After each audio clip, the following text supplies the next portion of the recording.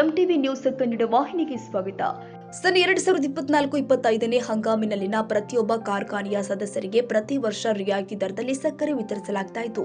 ಈಗ ದಿನಾಂಕ 5/3/2025ರಿಂದ ಡಿಸೆಂಬರ್ ಕೊನೆಯವರೆಗೆ ಕಾರ್ಖಾನೆಯ ಅ ಮತ್ತು ಬ ವರ್ಗದ ಸದಸ್ಯರಿಗೆ ಪ್ರತಿ ಕೆಜಿ ಸಕ್ಕರೆಗೆ 17 ರೂಪಾಯಿ ದರದಂತೆ 50 ಕೆಜಿ ಸಕ್ಕರೆ ವಿತರಿಸಲಾಗುತ್ತೆ ಅಂತ ಕಾರ್ಖಾನೆಯ ಉಪಾಧ್ಯಕ್ಷರು ಆದ ಅಶೋಕ ಪಟ್ಟಣಶೆಟ್ಟಿ ಇವರು ಸಂಕೇಶ್ವರ ನಗರದ ಹಿರಣ್ಯಕೇಶಿ ಸಕ್ಕರೆ ಕಾರ್ಖಾನೆಯ ಸಭಾಗೃಹದಲ್ಲಿ ಕರೆಯಲಾದ ಸುದ್ದಿಗೋಷ್ಠಿಯಲ್ಲಿ ತಿಳಿಸಿದರು. ಮುಂದುವರೆದು ಮಾತನಾಡಿದ ಅವರು, ಅದರಂತೆ ಇನ್ನುಳಿದ ಎಲ್ಲ ಕಬ್ಬು ಪೂರೈಸಿದ ರೈತರಿಗೆ 17 ರೂಪಾಯಿ ರಿಯಾಯಿತಿ ದರದಂತೆ ಪ್ರತಿ ಟನ್ಗೆ ಅರ್ಧ ಕೆಜಿ ಸಕ್ಕರೆಯನ್ನ ಏಪ್ರಿಲ್ 1ರಿಂದ ಸೆಪ್ಟೆಂಬರ್ 30ರವರೆಗೆ ವಿತರಿಸಲಾಗುತ್ತೆ ಹಾಗೂ ಕಬ್ಬು ಪೂರೈಸಿದ ರೈತರಿಗೆ ಮಾರ್ಚ್ 31ರ ಒಳಗಾಗಿ ಸಕ್ಕರೆ ಸ್ವೀಪ್ಗಳನ್ನು ಆಯಾ ರೈತರಿಗೆ ಪೂರೈಸಲಾಗುತ್ತೆ ಎಂದಿದ್ದಾರೆ.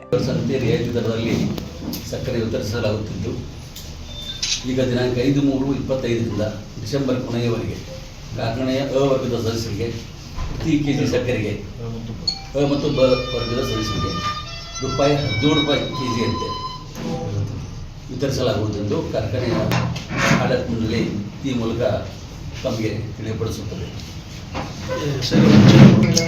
ಅದನ್ನು ನಾನ್ ಮೆಂಬರ್ ಕಬ್ ಪೂರೈಸಿದವರಿಗೆ ಅವ್ರಿಗೂ ₹17 ರಿಯಾಯಿತಿ ದರದಂತೆ ಪ್ರತಿ ಟನ್ಗೆ ಅರ್ಧ ಕೆಜಿ ಸಕ್ಕರೆಯನ್ನು ಏಪ್ರಿಲ್ 1ರಿಂದ ಸೆಪ್ಟೆಂಬರ್ 30ರವರೆಗೆ ವಿತರಿಸಲಾಗುವುದು ಅಂತ ತಮ್ಮ ಮೂಲಕ ಹೇಳಲಿಕ್ಕೆ ಇಚ್ಛೆ ಪಡ್ತೀನಿ.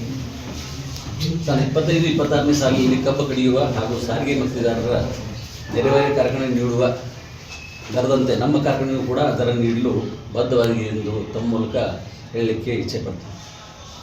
ಕಬ್ಬು ಬೆಳೆಗಾರರಿಗೆ ತೊಂದರೆಯಾಗದಂತೆ ಹೆಚ್ಚಿನ ಪ್ರಮಾಣದಲ್ಲಿ ಬಾಂಡ್ ಮಾಡಲು ತಮ್ಮ ಮೂಲಕ ಕರೆ ನೀಡುತ್ತೇನೆ ಹಾಗೂ ಕಾರ್ಖಾನೆ ಕಬ್ಬು ಬೆಳೆಗಾರರು ಸದರಿ ಸಾಲಿಗೆ ಹೆಚ್ಚಿನ ಪ್ರಮಾಣದಲ್ಲಿ ಕಬ್ಬು ಪೂರೈಸುವಂತೆ ವಿನಂತಿಸಿಕೊಳ್ಳುತ್ತೇನೆ.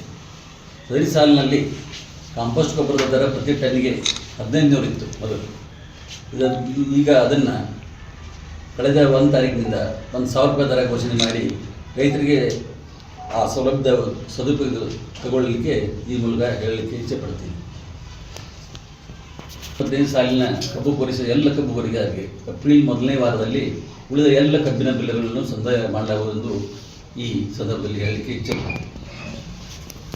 25-26ನೇ ಸಾಲಿನ ಹಂಗಾಮಿನ ಕಬ್ಬು ಪೂರೈಕೆದಾರರಿಗೆ ಪ್ರತಿ 15 ದಿವಸಗಳಿಗೊಮ್ಮೆ ಕಬ್ಬಿನ ಬೆಲ್ಲು ಸಂದಾಯ ಮಾಡುವ ಆಡಳಿತ ಮಂಡಳಿ ಬದ್ಧವಾಗಿರುವುದೆಂದು ಹೇಳಲಿಕ್ಕೆ ಇಚ್ಛೆ ಪಡ್ತೀನಿ.